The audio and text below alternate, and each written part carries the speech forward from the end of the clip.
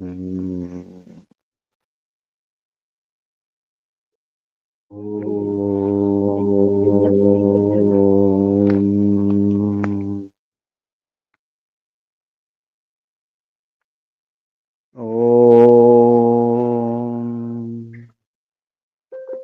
योगे योगे तवस्तरं वाजे वाजे हवामहे सखाय इन्द्रं मोतये सखाय इन्द्रं मोतये ॐ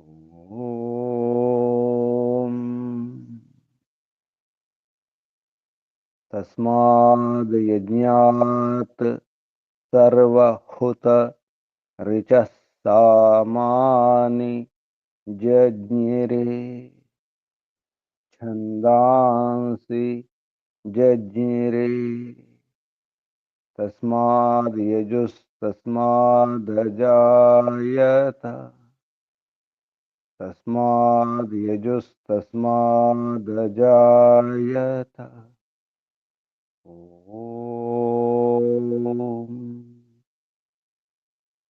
यस्मादृचो अपातक्षन् यजुर्यस्मादपाकर्षन्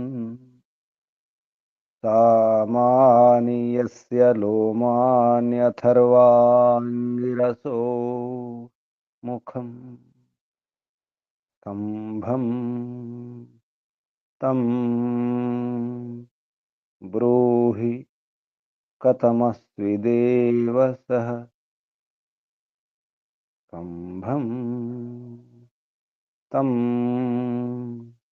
ब्रूहि कथमस्विदेव सः ॐ बृहस्पति प्रथमं वाचो अग्रं प्रैरत नामधेयं दधानाः यदेषां श्रेष्ठं यदरिप्रमासीत् प्रेरणा तदेषां निहितं गुहाविः प्रेरणा तदेषां निहितं गुहाविः ॐ अग्निवायुरविभ्यस्तु त्रयं ब्रह्म सनातनम् दुदोह यज्ञसिद्ध्यर्थं ऋग्यजुस्सामलक्षणम् दुदोह यज्ञसिद्ध्यर्थं ऋग्यजुस्सामलक्षणम् ऋग्यजुस्सामलक्षणम् ॐ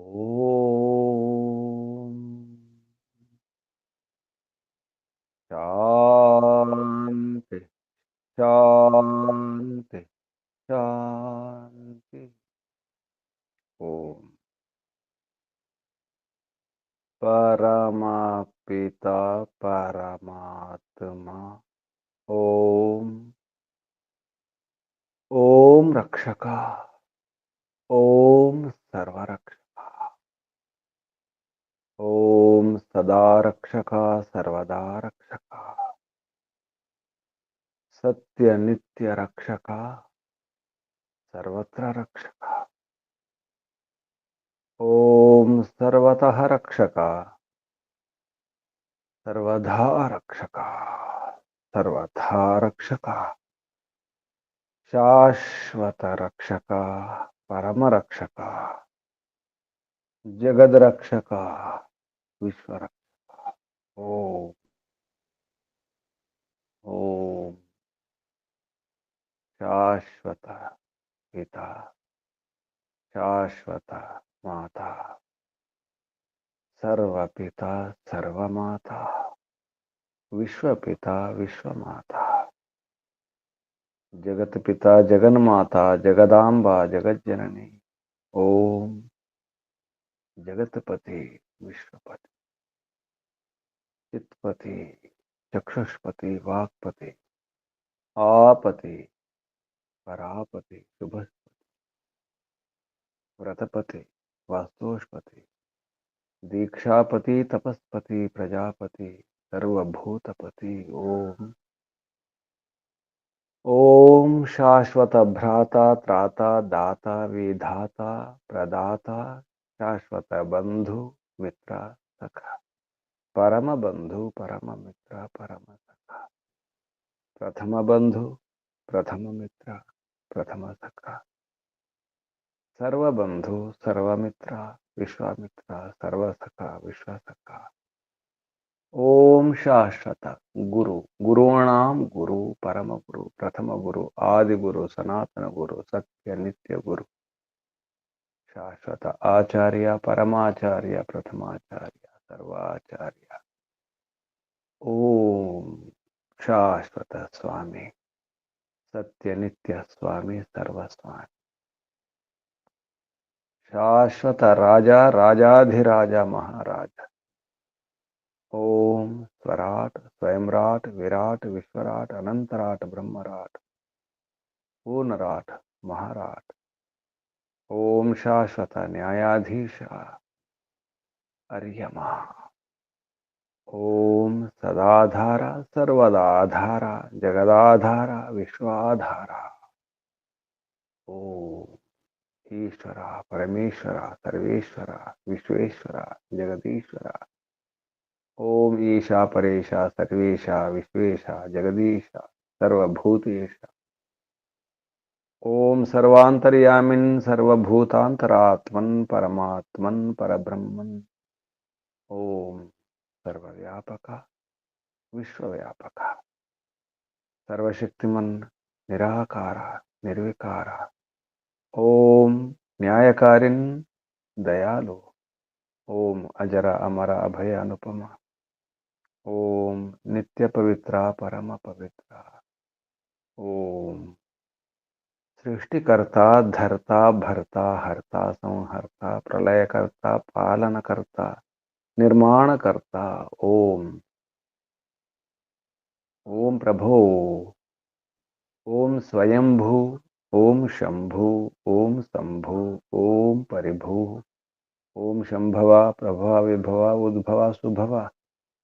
ओम सर्वानुभूः, ओम भूः, ओम भुवः, ओम स्वः, ओम भूर्भुवः स्वः. प्रिया, प्रियाति प्रिया, प्रियतमा, प्राणात् प्रिय, प्राणस्य प्राण, प्राणाधार, प्राणेश्वर, प्राणपति, जीवनेश्वर, जीवनपति, जीवनाधार, जन्मदाता. ओम सर्व दुख विनाशक, सकल क्लेश नाशक, संकट मोचक, समस्त अविद्या, अशांति, भय, निराशा निवारक. ओम सच्चिदानंद घन स्वरूप, आनंददाता, आनंदकरा, सुखकरा, सुखदायक. ओम य आत्मदा, बलदा, ज्ञानदा, सर्वदा, हर्षदा, सहोदा, द्रविणोदा, आयुर्दा, मोक्षदा, स्वस्तिदा.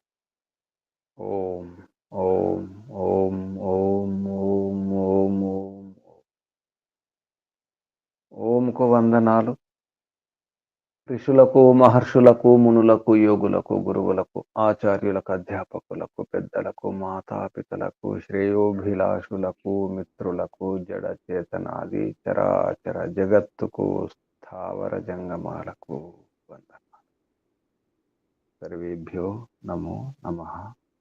ప్రణవః ప్రణామః.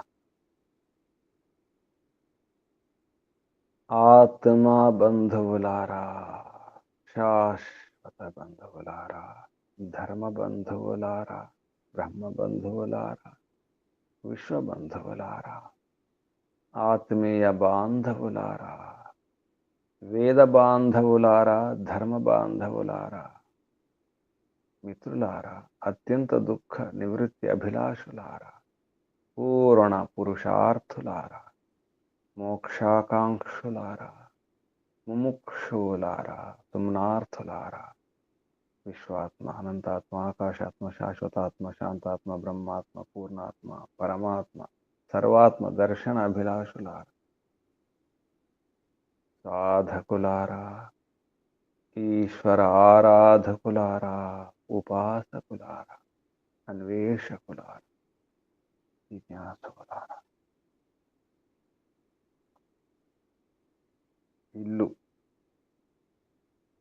వెలిగిపోవాలంటే, ఏ చీకటి ఉండొద్దంటే అందులో తల్లి అని దీపం ఉండాలి, అమ్మ ఉండాలి, మాతృశక్తి అగ్ని స్వరూపం. మాత అగ్ని మాత్రం కాదు, నిజానికి ఆప నీల స్వరూపం కూడా. శీతలం, చల్లని తల్లి, చల్లదనం, అప్సు శీతత, నీరంటిని శీతలత్వం. శీతలత నీటి యొక్క స్వాభావిక గుణం. అమ్మ స్వాభావిక గుణం శీతలత, ఆప్యాయత. ఆప్యాయత అంటే అమ్మే, చల్లదనం అంటే అమ్మే, చల్లని దీవెన అమ్మే, ఏదైనా అమ్మే, ముందు అమ్మే.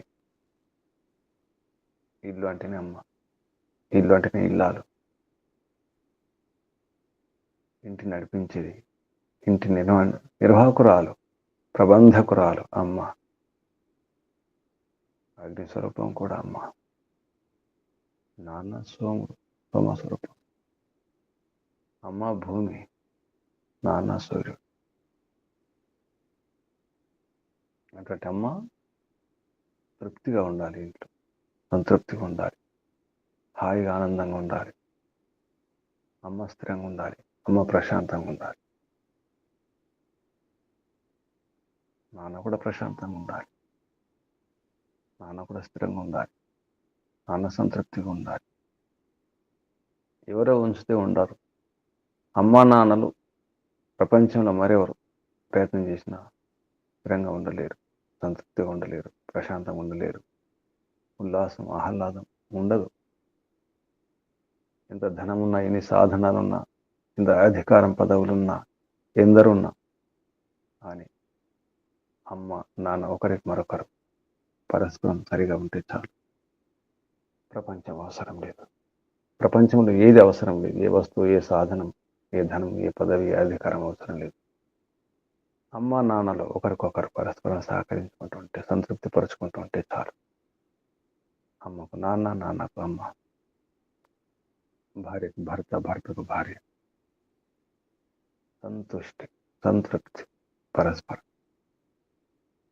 అప్పుడు ఆ ఇల్లు వెలిగిపోతుంది. ఆ ఇల్లు స్వర్గం. స్వర్గమే, స్వర్గం లాగా కాదు, స్వర్గం అవుతుంది. స్వర్గం మాదిరి కాదు, స్వర్గమే, స్వర్గధామమే. ఇల్లే స్వర్గం. నిజానికి అమ్మ నాన్న బాగుంటే చాలు. ఏమున్నా ఏమి లేకున్నా అటువంటి అమ్మను కాపాడుకోవాలి, నాన్నను కాపాడుకోవాలి. ఎవరు కాపాడాలి? ఎవరు కాపాడలేరు, కాపాడజాలరు. ఎవరికి సాధ్యం కాదు. ఒకరికి మరొకరే. తోడు నీడ, వెంట వచ్చే నీడ. ఒకరికి మరొకరు నీడలాగా వెంట ఉండాల్సింది. భార్య భర్తలే. ఇది ఎప్పటి నుండి? పెళ్ళైన తర్వాత జన్మ మిత్రులు, జీవితాంతం విడిపోని మిత్రులు. ఈ జన్మకు మరొక మిత్రులు ఉండరు ఇక. వీడిపోని మిత్రులు, ఇది కోరకుండా ఏ స్వార్థం లేకుండా ఉండే మిత్రులు, జీవితాంతం కలిసి ఉండే మిత్రులు అమ్మ నాన్న, పతిపత్నులే. జీవన మిత్రులు, జన్మ మిత్రులు, చివరి ఊపిరి వరకు కలిసి ఉండాలి అమ్మ నాన్నలు. అప్పుడు ఆ ఇంట్లో అన్నీ ఉంటాయి. సుఖం, సంతృప్తి అన్నీ ఉంటాయి. పిల్లలు కూడా బాగుంటారు, అందరూ బాగుంటారు. పతిపత్నులు బాగుంటే అందరూ బాగుంటారు, కుటుంబమే బాగుంటుంది. ఎందుకంటే స్థిరం అవుతారు. అమ్మను నాన్న, నాన్నను అమ్మ స్థిరం చేసుకుంటారు, సంతృప్తిగా ఉంటారు. అలా సంతృప్తిగా ఒకరినొకరు తృప్తిగా ఉంచుకుంటూ, ఒకరి అవసరాలు ఏమిటో వారు మరొకరు అర్థం చేసుకుని పూర్తి చేసుకుంటూ, వేరు వేరు కాదు, నేనే అది నేనే. భార్య వేరు కాదు, భర్త వేరు కాదు.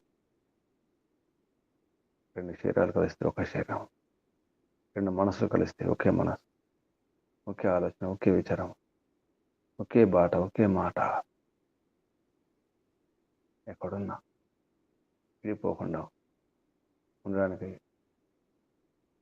ఎటువంటి అభ్యంతరం లేని సంబంధం భార్యాభర్తల సంబంధం. అది రక్త సంబంధం కాదు, మానసిక సంబంధం. అంతేకాదు, ఆత్మ సంబంధం, ఆత్మిక సంబంధం కావాలి. ఆత్మీయత ఉండాలి, ఇద్దరు పరస్పరం ఆత్మీయులు కావాలి. అప్పుడు సంతానం, మంచి సంతానం వస్తుంది.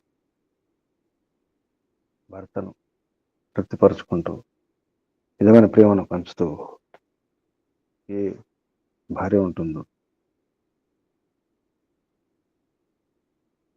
భర్త యొక్క మనసును అర్థం చేసుకుని, భర్త యొక్క మనోరంజన మనసును రంజింపజేస్తూ, చివరికి ఆత్మ యొక్క భావాలను అర్థం చేసుకుంటూ ఉంటే, అలాగే భర్త కూడా భార్య యొక్క మనసును అర్థం చేసుకొని, భార్య యొక్క మనసును రంజింపజేస్తూ తృప్తిపరుస్తూ ఉంటే మంచి గర్భం, మంచి ఆత్మలు వస్తాయి, మంచి సంతానం వస్తుంది. ఒకరినొకరు పరస్పరం రక్షించుకోవడం అవసరం ఉంది. పిల్లలను లాలన, పాలన, ఆలన, పోషణ తర్వాత, సంతానం అయిన తర్వాత, ముందు లాలన, పాలన, ఆలన, ఆప్యాయత పరస్పరం ఒకరినొకరు చేసుకున్నప్పుడే పిల్లలను మనం ముద్దు చేస్తాం, పోషిస్తాం, రకరకాల రక్షణ చేస్తాం, ఏర్పాటు చూస్తాం. అది తర్వాత మాట. భార్య భర్త ఇద్దరు అలా ఉండడం అవసరం ఉంది. ఒకరికి మరొకరు పిల్లలే, సంతానమే. భర్తకు భార్య కూతురే, భార్యకు భర్త పుత్రుడే. అలా ఉన్నప్పుడు అర్థమవుతుంది. భార్య తల్లి కూడా అవుతుంది, భర్త తండ్రి అవుతాడు. అన్ని బంధాలు, సంబంధాలు ఒకరిలో మరొకరు చూసుకోవడం. భర్త గురువు కూడా, ఆచార్యుడు కూడా, వైద్యుడు కూడా, రాజు కూడా, చివరికి దేవుడు కూడా. భార్య దేవి, భర్త దేవుడు. దేవి ఆపహ ఏషవో గర్భ.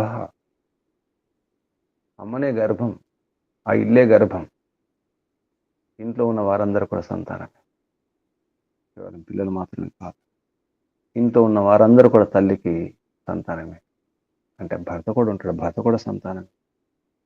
ఇల్లే గర్భము, ఇంట్లో ఉన్న వారందరూ తండ్రికి కూడా సంతానమే. అంటే భార్య కూడా సంతానమే. దేవీ ఆపహ ఏషవో గర్భ తం సుప్రీతం. సుష్టు ప్రీతి ఉండాలి, మంచి ప్రీతిపూర్వకంగా ఉండాలి. సుభృతం, మంచిగా ధరించాలి, భరించాలి, పోషించాలి. సుభృతం బిభృత, ధరించండి, పోషించండి. బిభృత, సుభృతం బిభృత. నాన్న దేవ, సోమ. నాన్న దేవుడు సోముడు. నాన్నలో సోమగుణం ఉండాలి. అమ్మలో అగ్నిగుణం, ఆప నీటి గుణం ఉండాలి. సౌమ్యంగా ఉండాలి, చల్లగా ఉండాలి. అగ్నిలా కూడా ఉండాలి అమ్మ. శరీరం అటువంటిది, స్త్రీల శరీరం అటువంటిది. శరీరం యొక్క లక్షణం, స్వభావం అదే. శరీరంలో అగ్నిగుణం ఉంటుంది, నీటి గుణం కూడా ఉంటుంది స్త్రీ శరీరంలో. పురుష శరీరంలో సోమగుణం ఉంటుంది, అంటే వీర్యం. సోమ అంటేనే వీర్యం. నాన్న సోముడు, సూర్యుడు. సూర్యకిరణాలు సౌమ్యంగా ఉంటే ఎంతో శక్తి వస్తుంది. లేత కిరణాలు, ఉదయిస్తున్న సూర్యకిరణాలు, అందులో ఎంతో శక్తి ఉంటుంది. అది సోమకిరణాలు. నాన్నలో ఉన్నటువంటి వీర్యం కూడా అలా ఉండాలి. వీర్య కణాలన్నీ కూడా సూర్యకిరణాలే. సూర్యకిరణాలకు కూడా ప్రాణం ఉంటుంది, జీవన శక్తి ఉంటుంది. ఈ ప్రపంచంలో ప్రాణులు జీవించాలంటే, చెట్లు, చేమలు, ఆహారం, పంటలు ఇవన్నీ కూడా సరిగా ఉండాలంటే వాటికి జీవన శక్తిని ఇచ్చేది సూర్యకిరణాలే. సూర్యుని యొక్క వీర్య కణాలు, సూర్యకిరణాలు సూర్యుని యొక్క వీర్య కణాలు. నాన్న కూడా సూర్యుడే.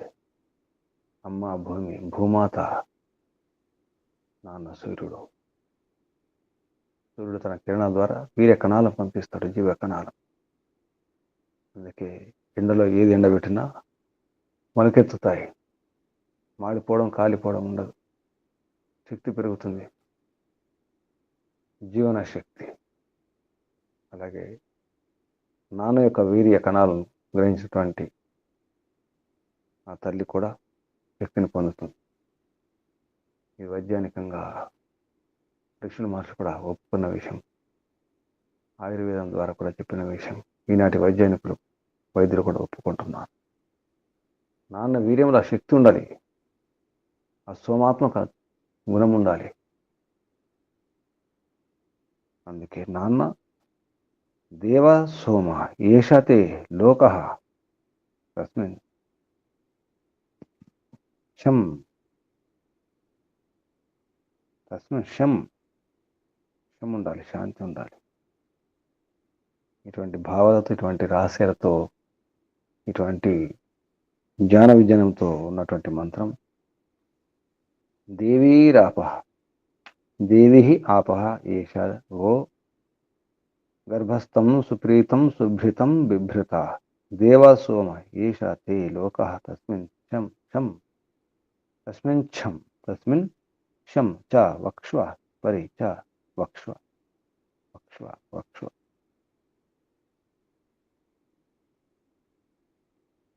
పొందండి, వక్ష్వ వక్ష్వ పరివక్ష పూర్తిగా పొందండి. ఈ మంత్రం యజుర్వేదంలో 8వ అధ్యాయంలో 26వ మంత్రం. ఈ మంత్రం యొక్క ఋషి దేవీరాప ఇత్యస్య అత్రి ఋషి. దేవత గృహపతయో దేవత, అంటే గృహపతులు. గృహపతులు, అమ్మ కూడా గృహపతి అవుతుంది, ఇంటిని నడిపిస్తుంది. ఇంట్లో ఉన్న వారందరూ కూడా దంపతులు. గృహపతి అంటే దేవత. గృహపతయో దేవత. ఛందస్సు స్వరాడ్ ఆర్షి బృహతి ఛంద స్వరం మధ్యమ స్వర.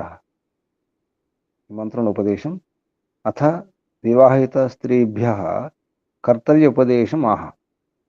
అయితే వివాహిత స్త్రీలకు సంబంధించిన కర్తవ్యం ఏమిటి అనే విషయంలో చెప్పడం జరుగుతుంది. వివాహిత స్త్రీలు ఎలా ఉండాలి అంటే అది చెప్పడం జరుగుతుంది.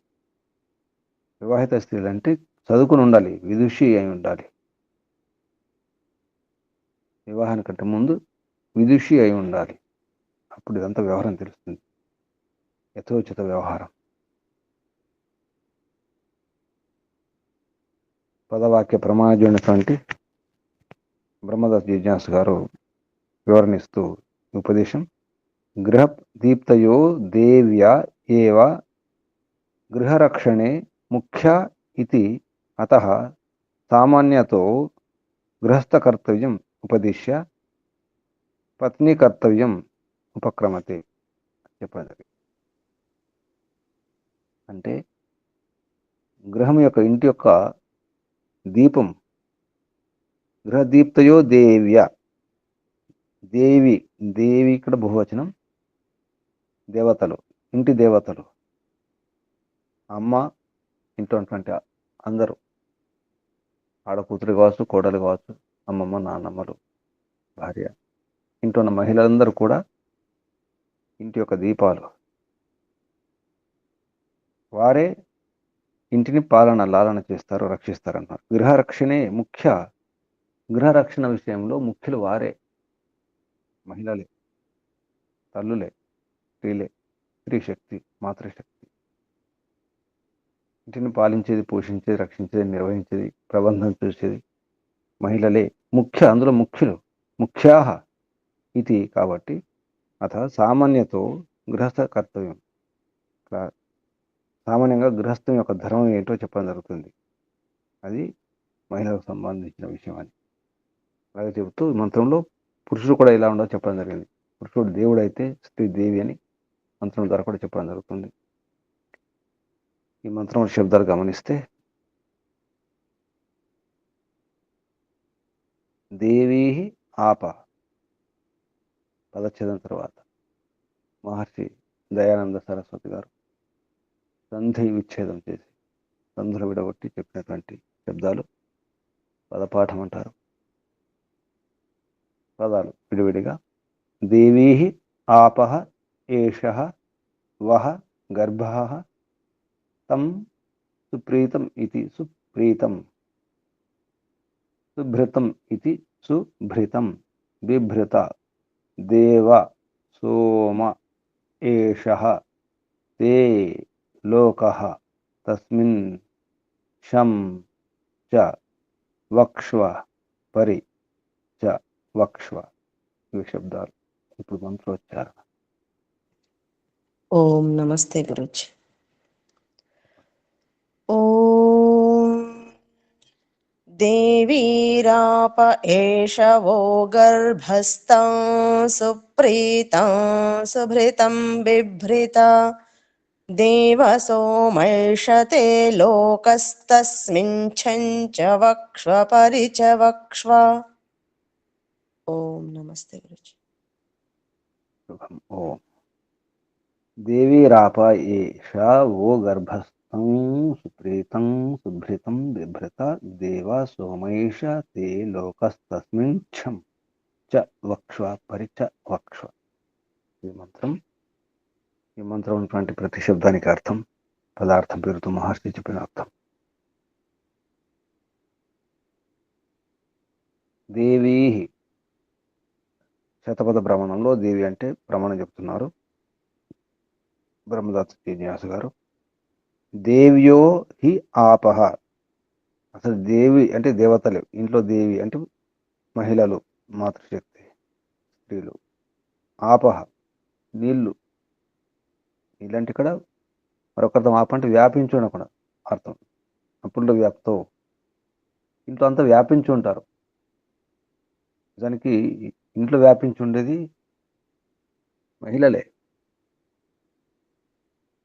ఇల్లంతా తిరిగేది, చేసేది, శుద్ధి చేయడం, రకరకాల వస్తువులు అక్కడ ఉంచడం సువ్యవస్థితంగా.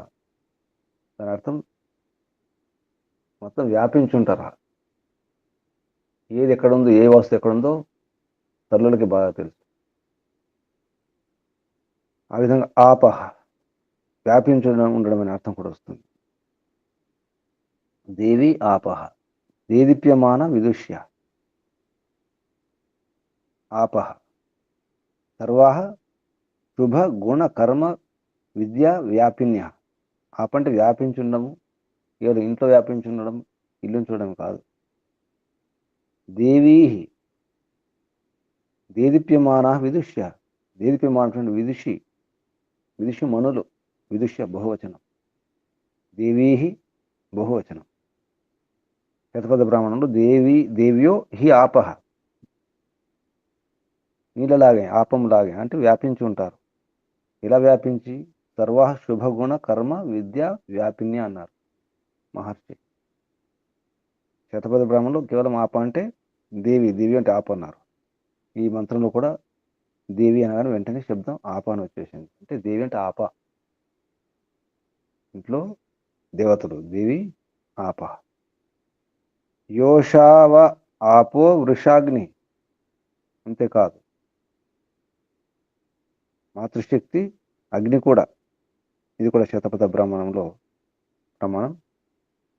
ఈ మంత్రం కూడా మళ్ళీ అదే మాట వచ్చింది ఇంట్లో, గర్భ అని చెప్పేసి. నిజానికి మహిళ యొక్క రజస్సు వేడిగానే ఉంటుంది, అగ్నిరూపం, అగ్నిస్వరూపమే. అందుకే స్త్రీని అగ్నిస్వరూపంగా పోల్చడం జరిగింది. పురుషుని యొక్క వీర్యం ఒక నిజం అనుకుంటే అది నెయ్యి, ఆజ్యం. పురుషుని వీర్యం ఆజ్యం, నెయ్యి. స్త్రీ యజకుండం అనుకుంటే అందులో ఉన్న రజస్సు ఏతుందో అది అగ్ని. అగ్నిలో ఆజ్యం వేయడం అవసరం ఉంటుంది, అది యజ్ఞమే. మంచి సంతానం కావాలంటే ఎలా ఉండాలో ఇందులో చాలా రహస్యం చెప్పడం జరిగింది. దేవీ దేవీ ఆపహ, దేవీ బహువచనం. దేదీప్యమానా విదుష్య, దేదీప్యమానటువంటి విదుషమనులు. ఆపహ సర్వా శుభ గుణ కర్మ విద్యా వ్యాపిన్య. ఏష,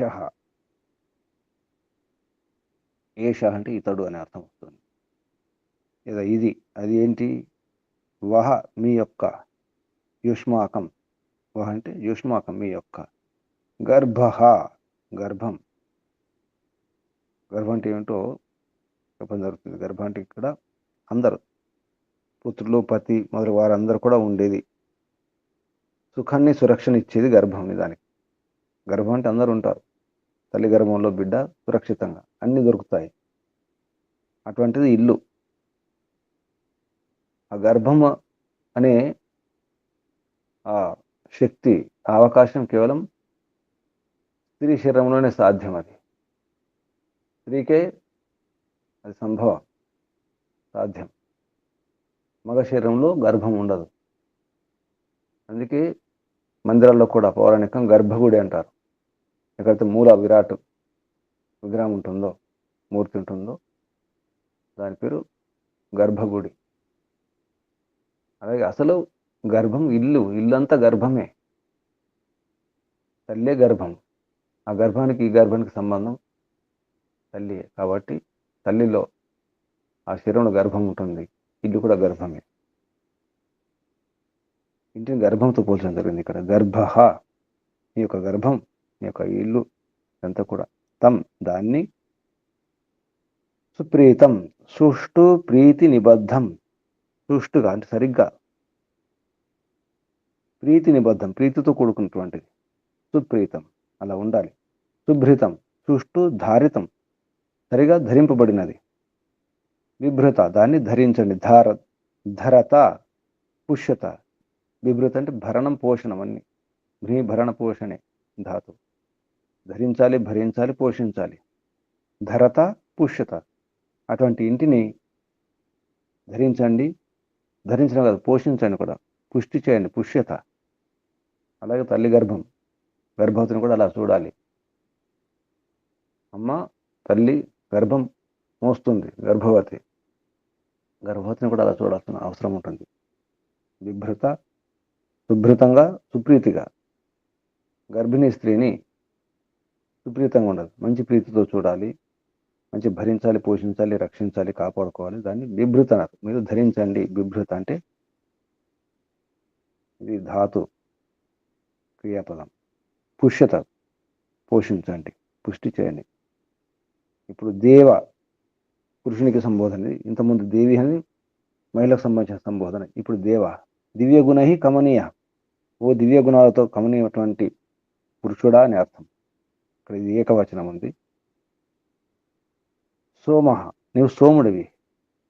ఎటువంటి సోముడివి? ఐశ్వర్యాఢ్య అంటే మంచి ఐశ్వర్యంతో కూడుకున్నటువంటి. గృహస్థ జన సంబోధన ఇది. ఐశ్వర్యాఢ్య గృహస్థ జన, ఐశ్వర్యం, మంచి ఐశ్వర్యంతో ఐశ్వర్యాఢ్యులు, ధనాఢ్యులు, బలాఢ్యులు అంటే అధికంగా ఐశ్వర్యం కలవాడని అర్థం. అలా ఉండాలి గృహస్థజనుడు. నువ్వు గృహస్థజనుడా, దేవు ఇంటి యజమాని, నువ్వు గృహస్వామి, గృహపతి. ఏష ప్రత్యక్ష, ఇక్కడ ఇది, ఇతడు, ఇదంటే ప్రత్యక్షం ఉన్నటువంటి. తే తవ, ఏంటి తవ నీ యొక్క, లోక లోకనీయ ఇది నీ లోకం. ఏది ఇల్లే నీ లోకం, భార్య పిల్లలే, కుటుంబమే, కుటుంబ సభ్యులంతా నీ లోకం. ఇది పుత్రపత్యాది, పుత్రపతి ఎంత కూడా సంబంధ సుఖకరో గృహాశ్రమ, ఈ ఇల్లే నీ లోకం. లోకనీయం, లోకనీయం అంటే చూడదగింది, దర్శనీయం అని అర్థం కూడా వస్తుంది. లోక్య దర్శనే, ఇది నీ లోకం. లోక్య దర్శనే, లోచన దర్శనే కూడా. లోకము లోచనాలు, నీ ఆలోచనలు. లోకములో లోచన కూడా ఉండాలి, ఆలోచన కూడా ఉండాలి, సులోచన కూడా ఉండాలి, సరిగ్గా చూడడం కూడా ఉండాలి. సులోచన, ఆలోచన, లోచన. లోకి దర్శనే, లోచన దర్శనే. పుత్ర పత్తి ఆది, పుత్రులు పతి అంతా కూడా ఇది ఒక లోకం. ఇదంతా ఈ గృహస్థాశ్రమం అంతా. తస్మిన్ అందులో శం ఉండాలి, కళ్యాణకారకం జ్ఞానం ఉండాలి. శం అంటే కళ్యాణకారక, అటువంటి జ్ఞానం ఉండాలి అంటున్నారు. చ మరియు శిక్షాం, అంటే శిక్ష కూడా ఉండాలి, ప్రశిక్షణను నేర్చుకోవడం కూడా ఉండాలి. వక్ష్వ, ఇంట్లో నేర్చుకోవాల్సింది చాలా ఉంటుంది, ఎన్నో వ్యవహారాలు నేర్చుకోవాలి. శిక్షణ పొందండి. ప్రాపయ, వక్ష అంటే ప్రాపయ, పరి అంటే అన్ని రకాలుగా, అన్ని విధాలు, అన్ని వైపుల నుంచి. చ మరియు అనుక్త సముచ్చే, ఇక్కడ ఇంకా చెప్పబడిన ఏమైనా ఉంటే కూడా వాటిని కూడా పొందండి. వక్ష్వ వహ అంటే అది, ఇది అన్ని. ఇక్కడ వహ అనేది ప్రాపనే, వహ ప్రాపనే అంటే పొందడం, వహించడం అర్థం వస్తుంది. వహ ప్రాపనే. వక్ష అంటే వహ ప్రాపనే, పొందండి, వహించండి, బరువు మోయండి, బాధ్యత మోయండి అని అర్థం వస్తుంది. వహ, వక్ష్వ. ఇవి ఈ మంత్రం ఉన్నటువంటి శబ్దాలకు అర్థాలు. మహర్షి చేసినటువంటి అన్వయం. హే ఆపో దేవి, దేవ్యో యూయం, ఓ ఆప నీటి గుణాలు. అంటే నీటి గుణాలు ఏంటి? ఇక్కడ సర్వాహ శుభ గుణ కర్మ విద్యా వ్యాపిన్య అన్నారు. శబ్దానికి అర్థం చెబుతూ ప్రతి పదార్థంలో సమస్త శుభ గుణ కర్మ విద్యలో ఉన్నటువంటి, విద్యల్లో వ్యాప్తం అయినటువంటి, వ్యాపించినటువంటి ఓ అమ్మలారా, ఓ మహిళలారా, మాతృమూర్తులారా అని సంబోధిస్తూ, యూయం తమరు, మీరు, వహ యుష్మాకం మీ యొక్క, వహ అంటే యుష్మాకం, దీన్ని ఓ అన్నారు, విసర్గ చేస్తే వహ. యుష్మాకం యహ ఏదైతుందో, ఏష గర్భం, ఈ గర్భం ఏతుందో, ఈ ఇల్లు అనే గర్భం, అది లోక తం మీ యొక్క గర్భం, ఈ ఇల్లే మీ గర్భం. దాన్ని సుప్రీతం సుభృతం, సుప్రీతిగా శుభ్రతంగా ఉంచుకోండి. యథా ఏ విధంగా అంటే యథోచితంగా, యథాస్యాత్ తథా, ఇలా వేత అలా ఉచితంగా ఉండాలి, యథాయోగ్యంగా ఉండాలి. బిభ్రత ధరించండి, పోషించండి, పాలన చేయండి. అలాగే హే దేవ, ఇది పురుషులకు సంబోధన. సోమ, ఓ దేవుడా, ఓ సోముడా. యహ ఏష తే తవ లోకో అస్తి, ఇది నీ లోకం. తల్లికేమో మాతృమూర్తికేమో గర్భం అని చెప్పినారు, ఇది నీ గర్భం. పురుషులకు లేదా భర్తకు, ఇంటి యజమానికి. ఏష తే, ఇది నీ యొక్క లోకం. లోక అస్తి, లోక అస్తి తస్మిన్ అందులో నీవు శం కళ్యాణకారక జ్ఞానాన్ని పొంది ఉండాలి. అలాగే యాశిక్షం, యాశిక్షం అంటే యాహ ఏదైతే శిక్ష ఉంటుందో, అంటే ప్రశిక్షణ ఉంటుందో, విద్యలు ఇవన్నీ ఉంటాయి. వక్ష పొందండి, అద్రక్షణం పరీక్ష, పరివక్ష అన్ని వైపు నుంచి పొందాలి. ఈ విధంగా అంటే ఇక్కడ ఏది ఇంకా చెప్పబడి ఉన్నాయో, అద్రక్షణం, ఇంకా అర్థం కానివి, కనిపించనివి ఉంటే అవి కూడా మీరు పొందండి అని అన్వయంలో మహర్షి చెప్పడం జరిగింది. ఈ మంత్రం యొక్క భావార్థం మహర్షి దయానంద సరస్వతి గారు చెప్పినటువంటి భావార్థం. విదుషీ స్త్రీ యథ ఉక్త వివాహ విధిన. విదుషి అయినటువంటి స్త్రీలు యథ ఉక్త వివాహ విధిన అంటే శాస్త్రములో చెప్పినటువంటి వివాహం యొక్క విధి ద్వారా, అంటే వివాహ పద్ధతి, వివాహ సంస్కారం ద్వారా విద్వాంసం పతిం ప్రాప్య, విద్వాంసుడైన పతిని పొంది, అంటే వివాహం చేసుకొని. ముందు స్త్రీలు ఏమి ఉండాలి? విదుషి ఉండాలి. విదుషీ స్త్రీ యథోక్త వివాహ విధిన, యథాయోగమైనటువంటి యథోచితమైనటువంటి వివాహ పద్ధతి ఉంటో ఆ పద్ధతి ద్వారా, వివాహ విధి ద్వారా, విధిన విద్వాంసం పతిం, విద్వాంసుడైన పతిని ప్రాప్య పొంది, తత్ మనోరంజన పురస్సరం గర్భం అదధీత. మనోరంజన పురస్సరం అంటే మనోరంజనపూర్వకంగా పతి యొక్క మనసును ఎరిగి రంజింపచేసి తృప్తిపరిచి గర్భం ఆదధీత, గర్భాన్ని పొందాలి, ధరించాలి. అంటే గర్భం ధరించే ముందు ఎంత ప్రేమ ఉండాలి అంటే నిష్కల్మషమైనటువంటి ఏ స్వార్థం లేని ప్రేమ ఉండాలి. అలా ప్రేమించాలి భర్తను, భార్య భార్యను భర్త. అలాగే సచ, అతడు కూడా ఆ పతి, సచపతి, ఆ పతి ఎలా ఉండాలి? స్త్రీ రక్షణే, ఆ స్త్రీని రక్షణ విషయంలో కూడా తన మనోరంజనే, స్త్రీని కూడా మనస్సును రంజింపచేయాలి. భర్త కూడా నిత్యం ఉత్సాహేత, నిత్యం ఉత్సాహపరచుకోవాలి, ఒకరినొకరు ప్రోత్సహించుకోవాలి ఒకరినొకరు నిత్యం. ఇది దాంపత్య సుఖం, ఇది స్వర్గం. ప్రపంచం అవసరం లేదు అప్పుడు ఆ దంపతులకు, ఆ భార్య భర్తలకు. అది ఇల్లు, దాన్ని ఇల్లు అంటారు. తల్లి గర్భమే ఇల్లు, తండ్రి లోకమే కుటుంబం అంతా. ఈ రహస్యాన్ని అర్థం చేసుకుంటే వీర్యం ఎలా ఉండాలి? సోమాత్మకం ఉండాలి. వీర్యంలో రజోగుణం ఉండకూడదు, రాజసికమైనటువంటి వేడి ఉండకూడదు. వీర్యంలో వేడి ఉంటే వీర్యకణాలు సరిగ్గా పనిచేయవు, చనిపోతాయి. సంతానం కాదు. ఈ రోజులు వీరందరూ కూడా ఒప్పుకుంటున్నారు. ఇప్పుడు ఆధునిక ఈ వైద్య శాస్త్రం కూడా ఒప్పుకుంటుంది, అందరూ ఒప్పుకుంటున్నారు. ఆయుర్వేదంలో ఎప్పుడో చెప్పడం జరిగింది, వేదమంత్రం స్పష్టంగా ఉంది. దేవీ ఆపహ దేవ సోమ.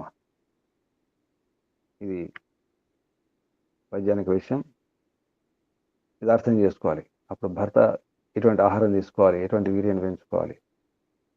సాత్విక వీర్యం ఉండాలి.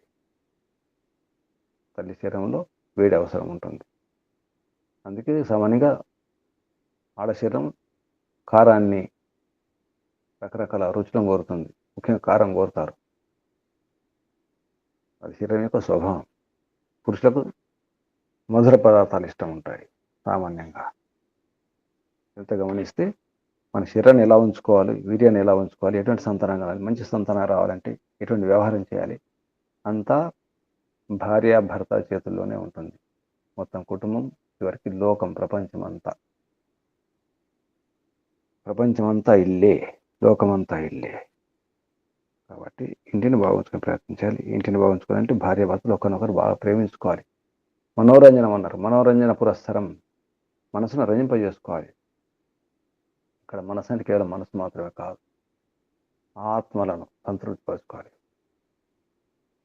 ఒకే ఆత్మగా జీవించాలి, ఒకే మనస్సుగా, ఒకే చిత్తం, ఒకే హృదయం, ఒకే ఆలోచన, ఒకే అలవాట్లు, ఒకే భావాలు, ఒకే నిర్ణయం.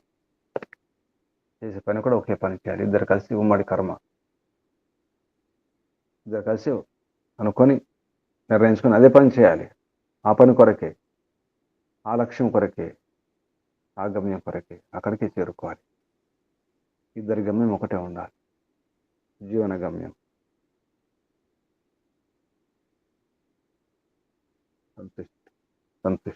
సంతృష్టి అవసరం, సంతృప్తి అవసరం.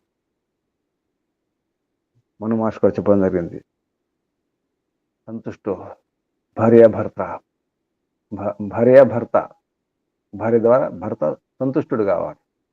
అలాగే భర్త్రాచ భార్య, భర్త ద్వారా భార్య సంతృప్తి ఉన్నప్పుడే ఇటువంటి అన్ని సాధ్యమవుతాయి. ఈ విషయాన్ని ఇక్కడ ఆపేద్దాం. ఒకసారి మంత్రం.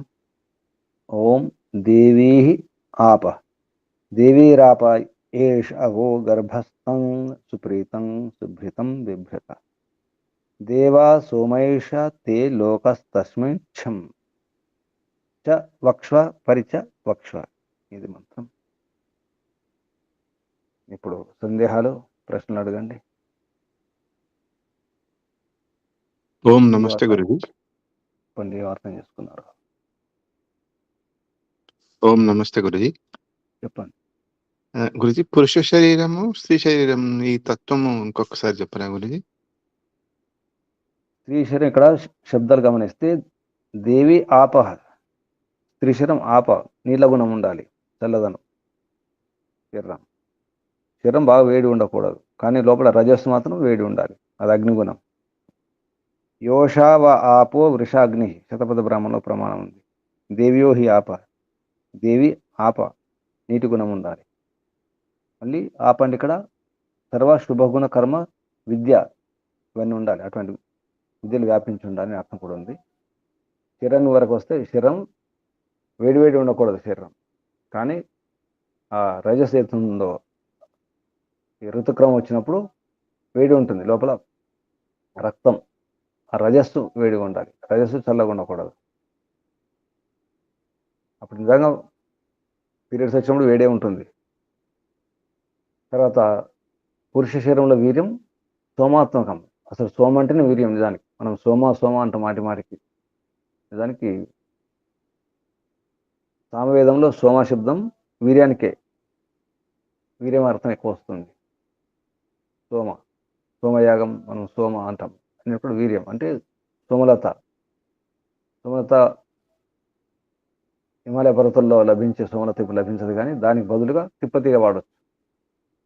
తిప్పతీగ ద్వారా వీర్యాన్ని సౌమ్యంగా మార్చుకోవచ్చు. ఇది ఒక రహస్యం. ఇది సూర్యకిరణాలు అటువంటివి. సూర్యకిరణాలు లేతగా ఉన్నప్పుడు చాలా శక్తివంతంగా ఉంటాయి, శక్తినిస్తాయి. అందుకే లేత కిరణాల్లో వాడుకునే ప్రయత్నం చేయాలి, లేత కిరణాలు తిరగాలి.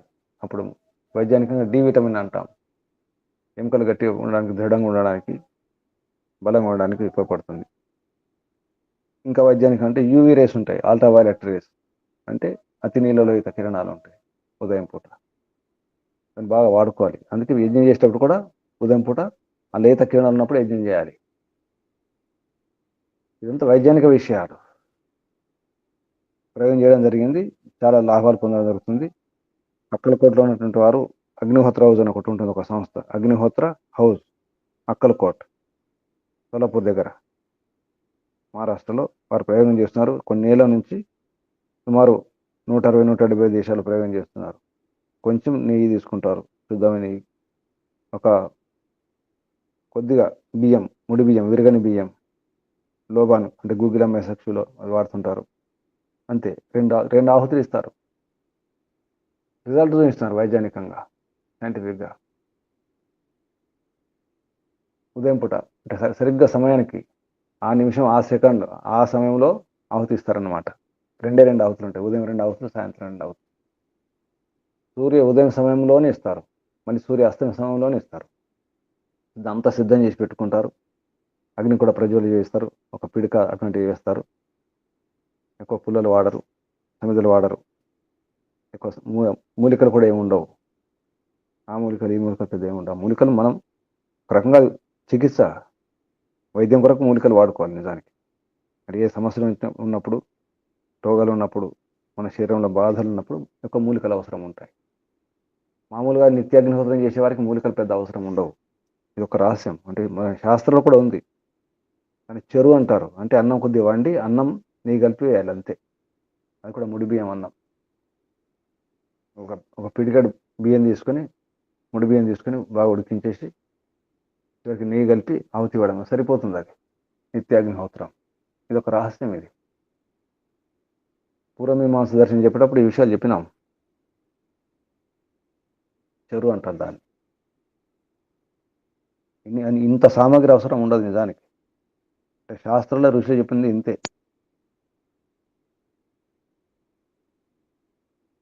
ఇది సూర్యుని గురించి, సూర్యోదయం గురించి, లేత కిరణాల గురించి, యజ్ఞం గురించి సంబంధం. అలాగే మగవారు ఉదయం లేచి బయటకు వెళ్ళాలి. వ్యవసాయం చేసేవారు కానీ పనిచేసేవారు కానీ అంటే ఉదయిస్తున్న సూర్యకి ఆ లేత కిరణాలను పొందాలి, శరీరం అందుకోవాలి. అందుకే మగవారి యొక్క శరీరం పైన ఈ వస్త్రాలు లేకుండా తిరగడం ఒకప్పుడు అలవాటు. అందరూ నిండా కప్పుకుంటున్నారు కానీ మగ శరీరంలో అది అవసరం ఉంటుంది. ముఖ్యంగా వీపు పైన ఆ సూర్యకిరణాలు పడాలి. ఆడవారికి కూడా అందుకే ఈ జాకెట్ సిస్టమ్ కూడా అటువంటిదే. చీర కానీ జాకెట్ కానీ నడుము భాగం ఖాళీ ఉంచుతారు. అది వైజ్ఞానిక విషయం. వారికి కూడా సూర్యకిరణాలు అవసరం. వెన్ను భాగంలో ముఖ్యంగా నడుము కటి భాగంలో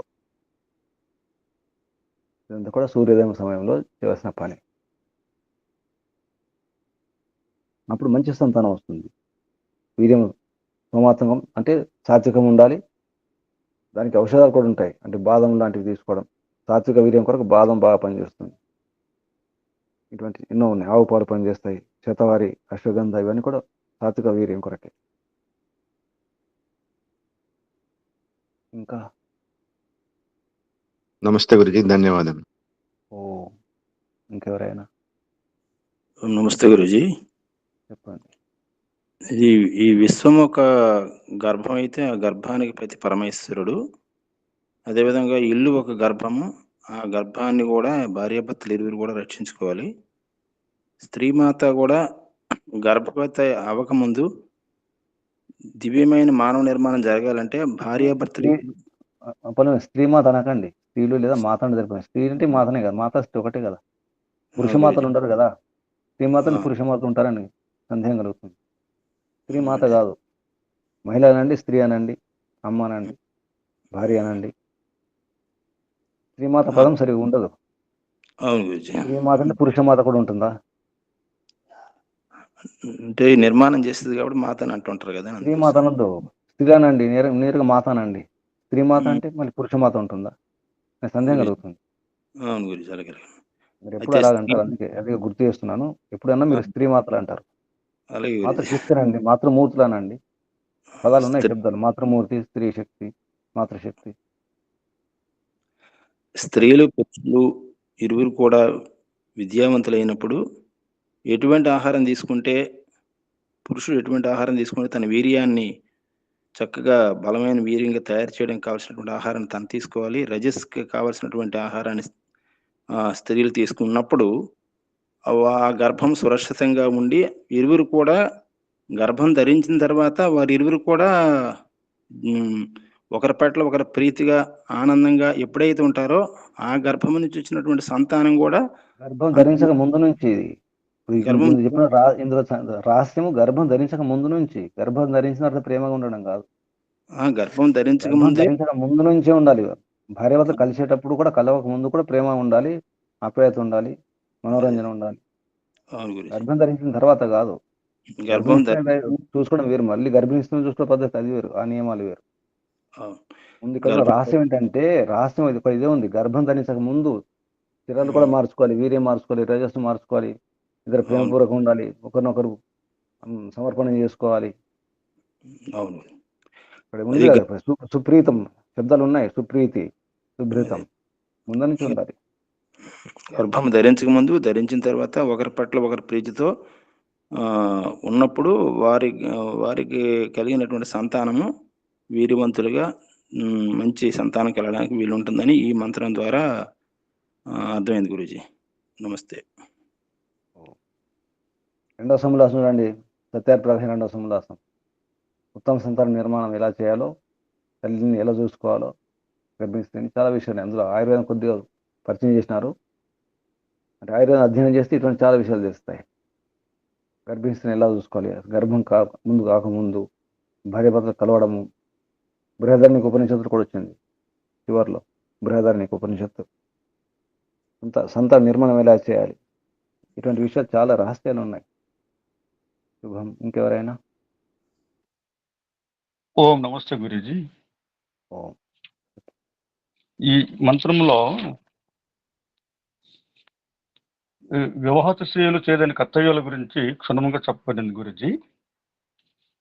వివాహానికి ముందే స్త్రీలు విదుషీములు కావాలి, పురుషుడు విద్వాంసుడే ఉండాలి.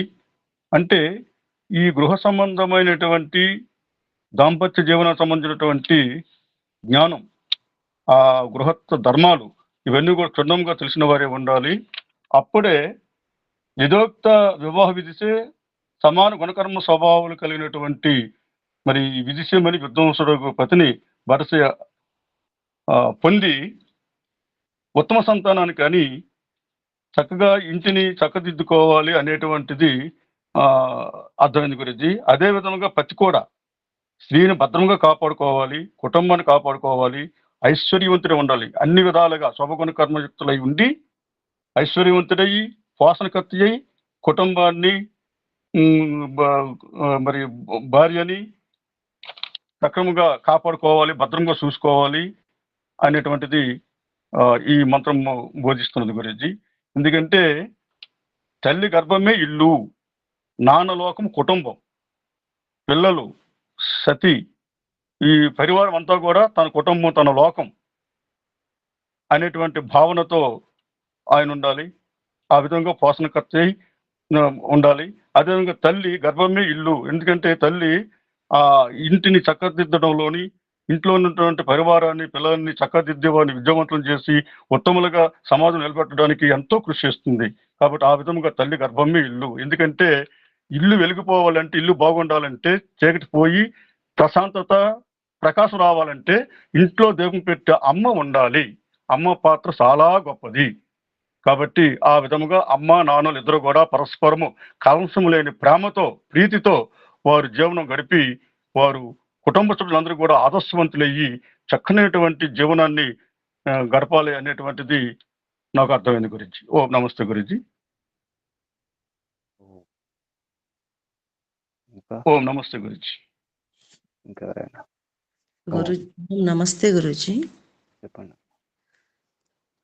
భార్యాభర్తల మధ్య మానసిక సంబంధం కాకుండా ఆత్మ సంబంధం ఉండాలి అని చెప్పారు. అది ఆత్మ సంబంధం అనేది వివాహం తర్వాత ఉంటుందా, వివాహానికి ముందే ఉంటుందా గురుజీ? వివాహం తర్వాత అంటే ఇక్కడ స్వయంవరం కదా, అసలు విధానం స్వయంవరం కదా. ఆడకూతురు వధువు ముందు వధువు కాదు, వరించాలి కదా, వరుణ్ణి చూసుకోవాలి కదా. అంటే గుణకర్మ స్వభావాలు చూసుకొని, అలవాట్లు అన్ని చూసుకొని, శరీరతత్వాలు కూడా చూసుకొని అప్పుడు వరిస్తుంది, నిర్ణయం చేసుకుంటా ఈ పురుషుడు నాకు భర్తగా తగిన వాడని చెప్పేసి, యోగ్యుడు అని చెప్పేసి. అప్పుడు అయిన తర్వాత వివాహం అయిన తర్వాత ఇక మొత్తం ఉండాల్సింది సమర్పితం. అంటే ముందే సమర్పణ చేసుకున్నట్టే, స్వీకరించినట్టే, భర్తగా స్వీకరించినట్టు అప్పటి నుంచి ఉండాలి. అంటే విడిగా చూడడం కాదు. ఆత్మబంధం ఎందుకంటారంటే అది విడిపోకూడదు. మనసు మారుతుంది, మనసు జడం కాబట్టి మనసులో రకరకాల ఆలోచనలు వస్తాయి, నిర్ణయాలు మారుతాయి, మనసులో మానసిక రోగాలు కూడా వస్తాయి. శాంతి, అశాంతి, నిరాశ, నిస్పృహలు, విడిపోవడాలు, అభిప్రాయ భేదాలు ఇవన్నీ ఉంటాయి. చిత్తం ఒకటే ఉండాలి. వివాహ సంస్కారంలో మంత్రం కూడా ఉంది కదా, హృదయం కూడా. అది వేద మంత్రం కాదు, శతపథ బ్రాహ్మణులు దీంట్లో ఉంటుంది అది, కానీ మంత్రంగా భావిస్తారు దాన్ని. అయితే అలా ఉండాలి. దాన్నే ఈ గురువు శిష్యుల అప్పుడు కూడా ఇది అదే మంత్రం ఉచ్చరిస్తారు వేదారంభ సంస్కారంలో. అదే మంత్రం అంటే అలా ఉండిపోవాలి. ఇంకా వేరే చిత్తం లేదు, వేరే మనసు లేదు, వేరే ఆలోచన లేదు. శరీరం ఒకటి, ఆ శరీరం ఈ శరీరం కలిస్తే నిజానికి పూర్ణ శరీరం. ఇప్పుడు సంపూర్ణ శరీరం అవుతుంది, ఆడ శరీరం మగ శరీరం కలిసినప్పుడే సంపూర్ణ శరీరం కదా. అలాగే ఆత్మ ఒకటే అయిపోవాలి. అంటే వేరే ఆత్మ ఎందుకు ఒకటే ఆత్మ అంటే ఇద్దరు కలిసి ఒకటే లక్ష్యం, ఒకే గమ్యం, మోక్షమే. వేరే లక్ష్యాలు లేవు, ఇక వేరే గమ్యాలు లేవు, వేరే ఇంకేమి లేవు. చేసినా ఇద్దరు కలిసి ఇది ఇల్లు నిర్మాణం చేసుకోవాలి. ఇద్దరు కలిసి ఈ పని అంటే ఆ పని కలిసి ఇద్దరు కలిసి పని చేసుకోవాల్సిందే. నీ పని వేరు, నా పని వేరు ఉండదు అప్పుడు. అలాగే నీ దేవుడు వేరు, నా దేవుడు వేరు ఉండకూడదు. నీ పూజలు వేరు, నా పూజలు వేరు ఉండకూడదు. ఇద్దరు పూజ ఒకటే ఉండాలి, ఇద్దరు దేవుడు ఒకటే. ఇప్పుడు దేవుడు వేరు అనుకుంటున్నారు కానీ ఒకే రకం ఉపాసన ఉండాలి, అంతా ఒకటే. అప్పుడు ఆత్మ సంబంధం అది. ఆ, గురుజీ. ఇద్దరి లక్ష్యము ఒకటే అయినప్పుడు మోక్షం కొరకే అనుకున్నప్పుడు సంతానం గురించి కూడా ఎక్కువ ప్రయత్నం చేయాల్సిన అవసరం ఉండదేమో. ఎందుకంటే వీళ్ళిద్దరి మనస్సులో మోక్షం కొరకే అనే భావన ఉంటుంది కాబట్టి. సంతానం తయారు చేయాలి కదమ్మా, పితృణం ఉంటుంది కదా. ఉంటది గురుజీ. అంటే లక్ష్యం ఒకటి ఉంది కాబట్టి సంతానం మీద పెంచి కూడా ప్రభావం తయారు ఉంటుంది చేసి కదా. ఇవ్వాలి కదా. పిల్లల్ని అది మంచి మంచి ప్రభావం. మంచి పౌరులను, మంచి ధార్మికులను తయారు చేసి ఇవ్వాలి. గురుజీ. పరివారానికి, దేశానికి, ధర్మానికి సంతానము మన కొరకు కాదు. సంతానం నిజానికి మొత్తం పరివారం, వంశం కొరకు, వారసులు కదా. అవును. అందులో మన స్వార్థం ఉండకూడదు. నేను తల్లిని, నేను తండ్రిని, నేను చెప్పినట్టు వినాలి, నన్నే పోషించాలి, నన్ను రక్షించాలి కాదు. అందరూ కుటుంబం అంతా, కుటుంబం ఒకటే కాదు, ఆ ఊరంతా, ఊరు ఒకటే కాదు, జిల్లా, రాష్ట్రం, దేశం, మొత్తం ప్రపంచం అంత విద్యను, అంత అవగాహన ఇవ్వాలి. ఈ బాధ్యత ఇంత ఉంది. అమ్మ నాన్నలు కాదు, కేవలం భార్య భర్తలు, పిల్లలే కాదు, మొత్తం ఇంత బాధ్యత ఉంటుంది గృహస్థాశ్రమంలో భార్య భర్తలకు. అది నేర్పించాలి పిల్లలకు. అలా తయారు చేసి ఇచ్చినప్పుడు పితృణం పోతుంది. ఎందుకంటే మన తల్లిదండ్రులు మనం కని పెంచి పోషించి ఇంత చేసినారు కదా, పెద్ద చేసినారు కాబట్టి ఆ రుణం ఉంటుంది, తీర్చుకోవాలి. అయితే వివాహం చేసుకోవాలి. ముందు వైరాగ్యం అంటే అవసరం లేదు. ముందే మోక్షం అనుకుంటే ఇక అవసరం లేదు, పెళ్లి అవసరం లేదు.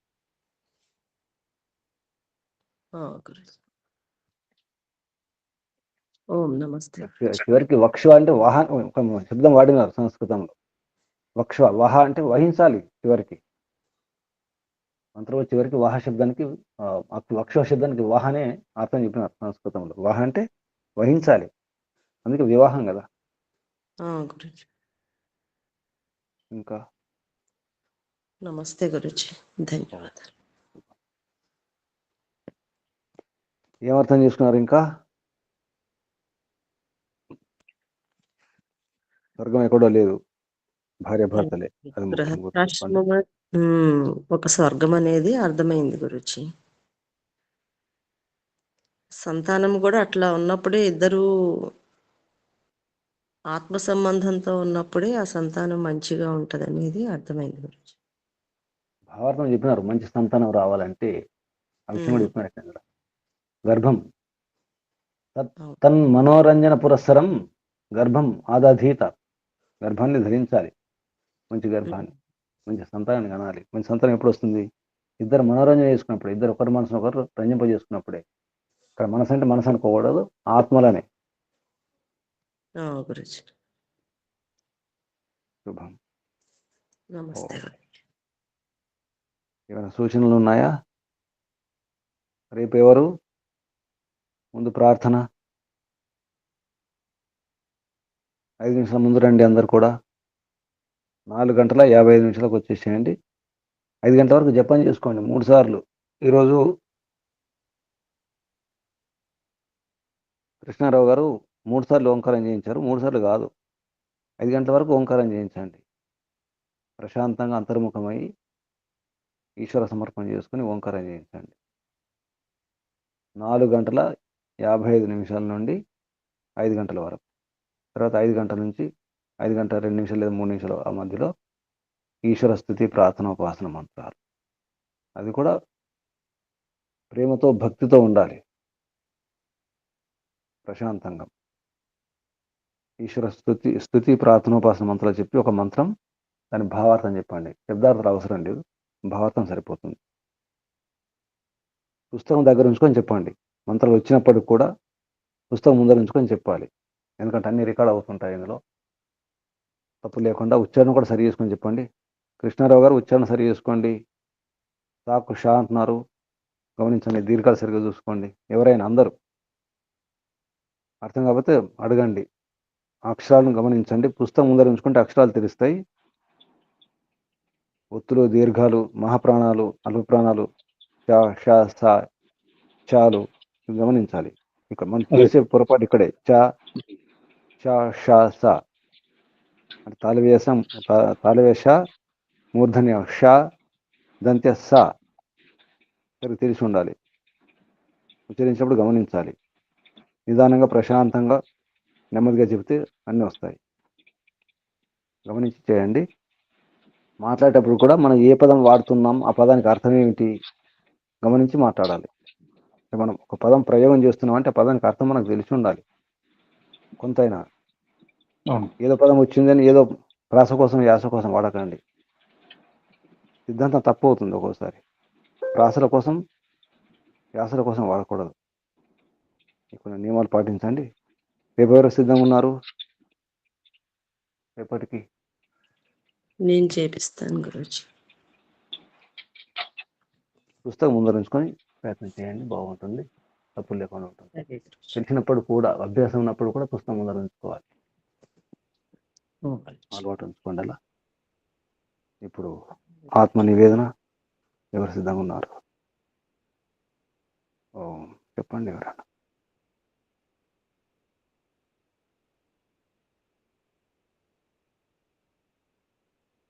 ఆత్మ నివేదన. వాయమ్మ గారు ఓం నమస్తే గురూజీ. చెప్పండి.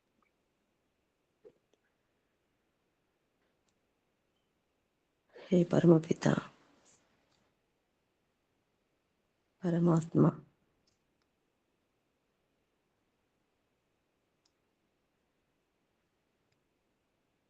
వివాహానికి ముందు ఈ వేద జ్ఞానం తెలియకపోవడం వలన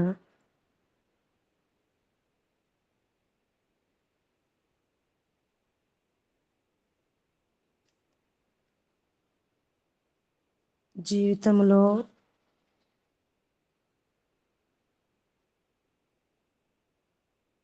ఎట్లాంటి సంతానాన్ని కనాలి, ఒక యోజన చేయకపోవడం వలన దాని పరిణామము తెలుస్తుంది.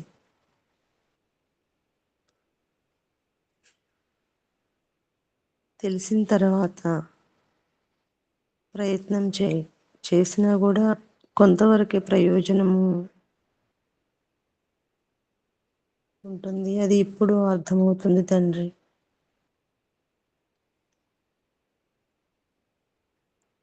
తల్లికి అన్ని రకాల విద్యలు తెలిసి ఉండాలి.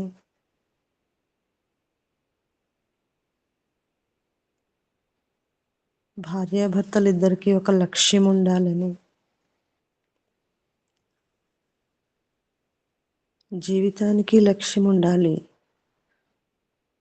సంతానాన్ని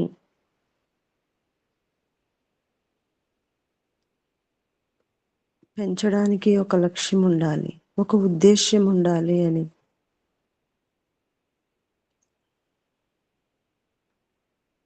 అది ఇప్పుడు అర్థమవుతుంది తండ్రి. భార్యాభర్తలిద్దరూ దేవతల్లాగా ఉండి ఒకే ఆత్మతో, ఒకే బంధంతో ఒకరినొకరు తృప్తిగా ఉంటూ, ప్రేమతో ఉంటూ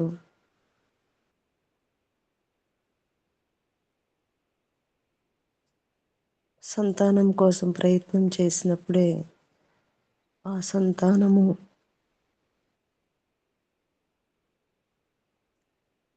వలన ఈ ప్రపంచానికి మేలు చేయగలుగుతారు అని అర్థమైంది తండ్రి.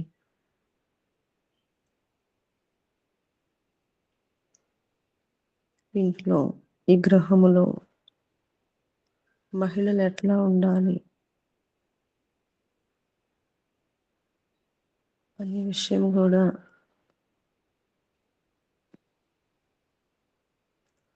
అంటే ఈ పరంపరలకు దూరం అవ్వడం వలన ఏది తల్లిదండ్రుల నుండి వస్తుందో పరంపర అంతే తెలిసింది, అంతవరకే ప్రయత్నం చేయగలిగాను. అయినప్పటికీ ఒక మంచి పరంపరలోనే ఉన్నాను కాబట్టి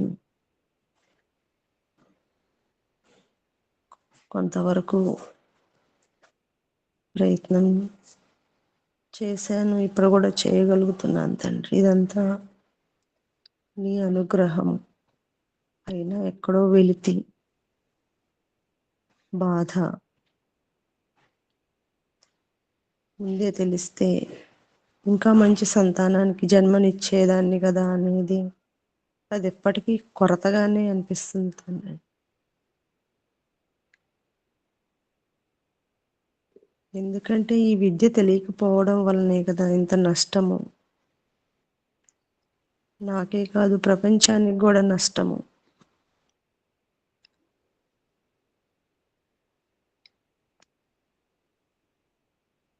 దీనిని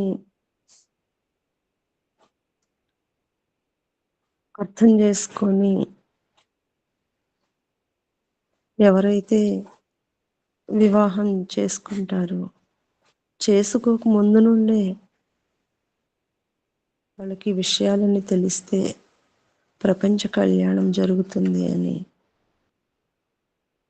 అర్థమైంది తండ్రి.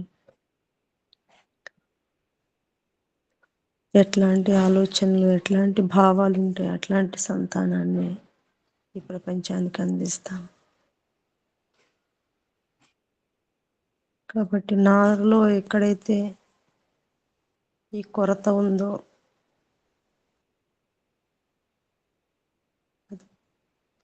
నాకు సాధ్యమైనంత వరకు పూర్తి చేయాలనే ఒక సంకల్పము లోపల అనిపిస్తుంది. తప్పకుండా ప్రయత్నం చేస్తాను. ఇదే తండ్రి నా నివేదన. ఈ రోజుకి నా నివేదన ఇది. పరమపిత పరమాత్మ ఒక్కొక్క రోజు ఒక్కొక్క విషయాన్ని తెలుసుకుంటూ లోపల ఉన్న బాధ నీకు నివేదించుకుంటూ ఉన్నాము. కానీ బాధపడటం కంటే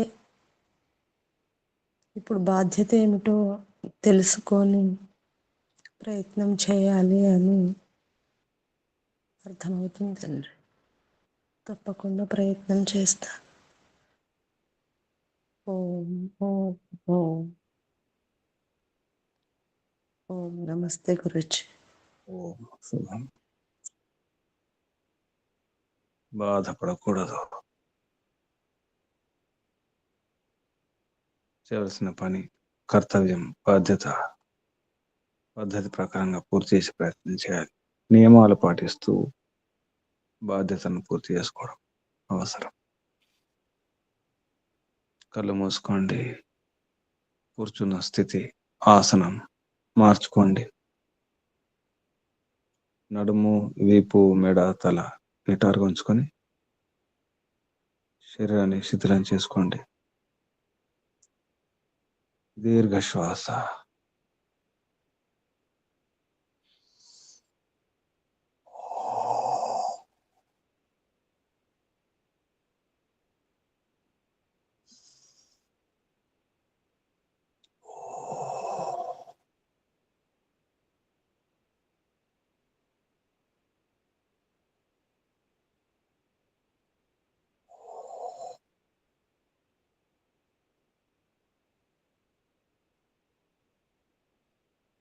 ఓంకారం.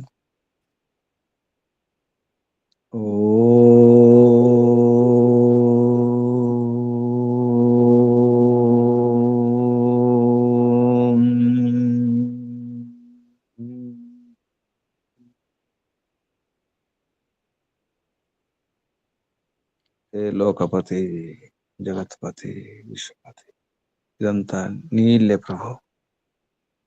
నీవే గ్రహపతివి, విశ్వపతివి.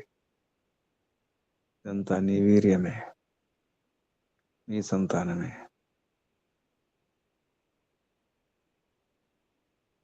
మూల ప్రకృతి తల్లి, నీవే తండ్రివి. మూల ప్రకృతి తమరి క్షేత్రం.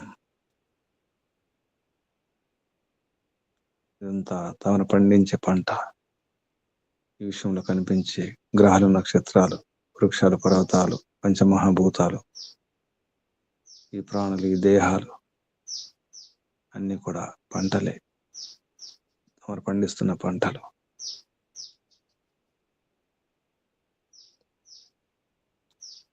తమరే ఈ పంటలన్నిటికీ శక్తిని ఇస్తున్నారు, నీటిని ఇస్తున్నారు, జీవనాన్ని ఇస్తున్నారు, పెంచి పోషిస్తున్నారు, నడిపిస్తున్నారు, చివరికి ప్రళయం చేస్తారు ప్రభు. పంట కోసిన తర్వాత పూర్తిగా తీసేయడం జరుగుతుంది. ఫలాలు తీసుకొని, పంట తీసుకొని అలాగే ప్రళయం చేసేస్తారు.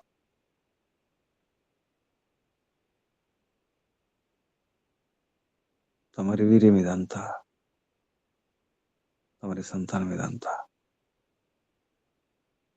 అలాగే ఆ విధానాన్ని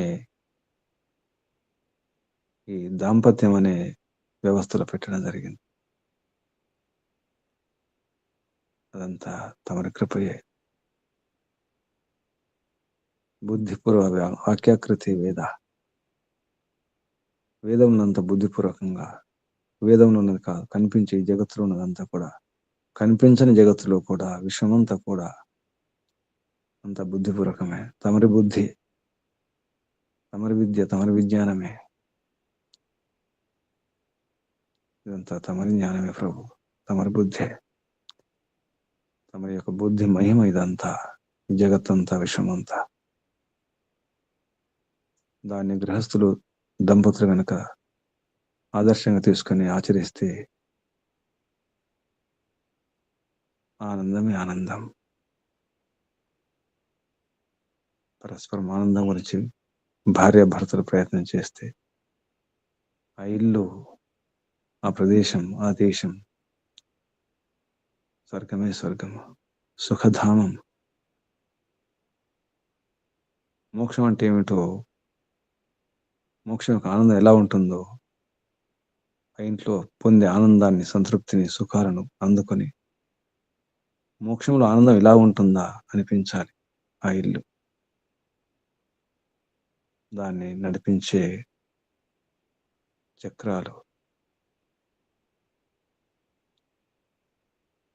భార్య భర్తలే. మంచి మిత్రులు, జన్మాంత మిత్రులు, జన్మాంతం వరకు కలిసి ఉండే మిత్రులు.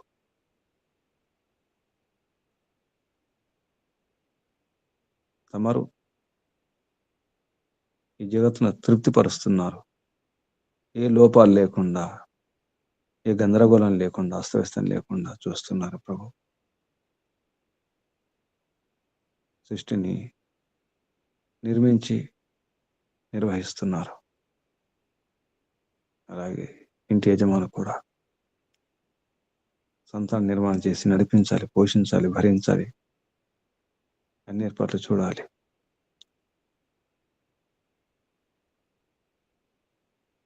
తమరు కావలసిన వనరులను ఇస్తే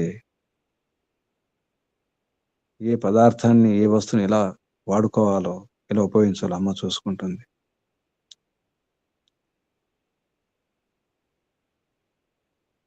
అంతా తమరిచ్చిందే ప్రభు. తమరికి సమర్పణం. తమరి వస్తువు తమరికి సమర్పణం.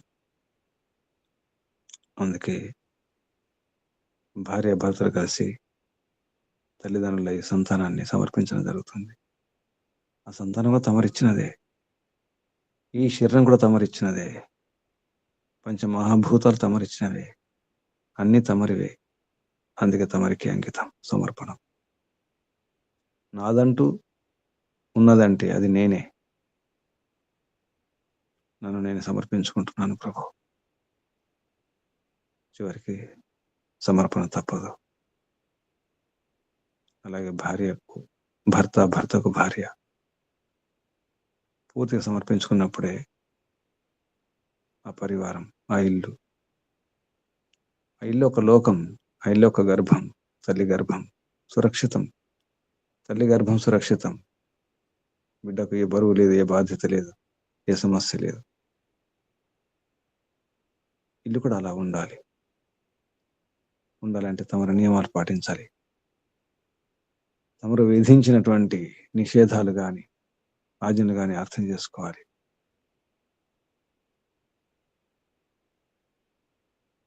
మీరు చేయమన్నది ఏమిటి, చేయకూడదు, చేయవద్దని చెప్పింది ఏమిటి అర్థం చేసుకుని ఆచరించినప్పుడే ఇది సాధ్యమవుతుంది. అలాగే ఇంట్లో యజమాని చెప్పినట్టు చేస్తేనే ఇల్లు ప్రశాంతంగా ఉంటుంది.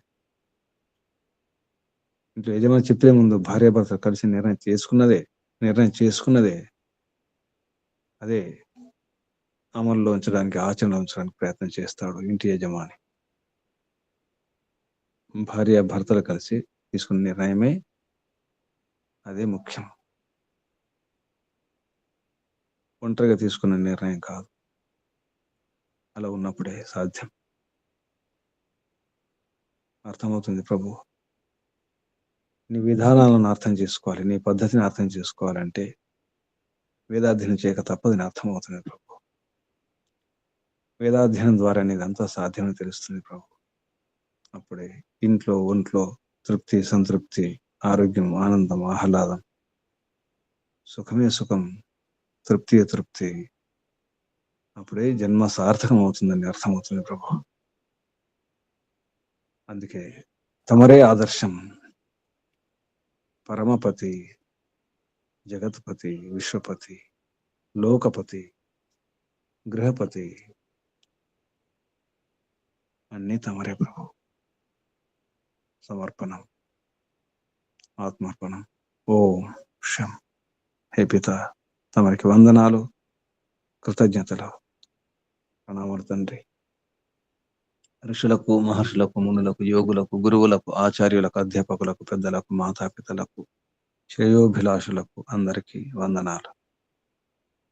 కలియుగ మహర్షి దేవదయానంద సరస్వతి గారికి, వారి గురువు గారు బ్రహ్మర్షి ప్రజ్ఞాచక్షు వ్యాకరణ సూర్య దండి స్వామి విరజానంద సరస్వతి గారికి ధన్యవాదాలు, వందనాలు, ప్రణామాలు సమర్పిస్తూ, బంధులారా మీ అందరికీ వందనాలు, అభినందనాలు.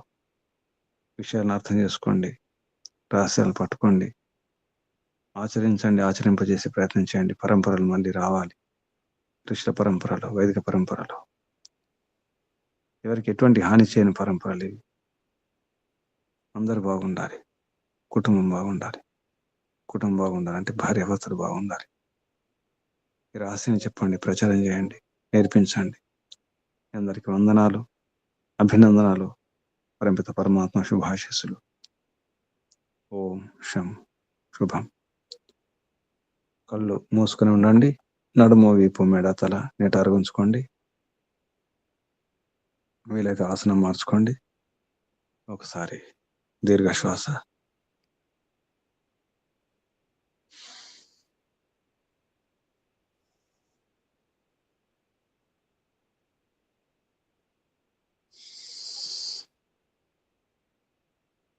ఓంకారం చేద్దాం. పూర్తిగా మనసుతో, నిండు మనసుతో, సమర్పణ భావనతో, శ్రద్ధతో, భక్తితో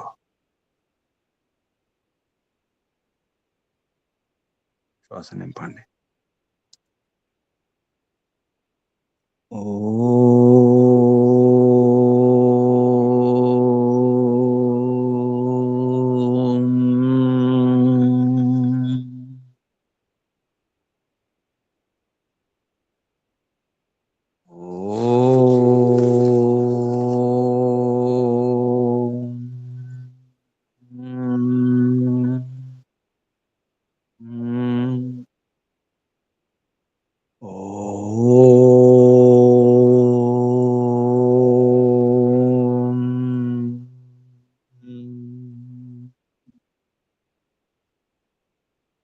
శాంతి శాంతి శాంతి.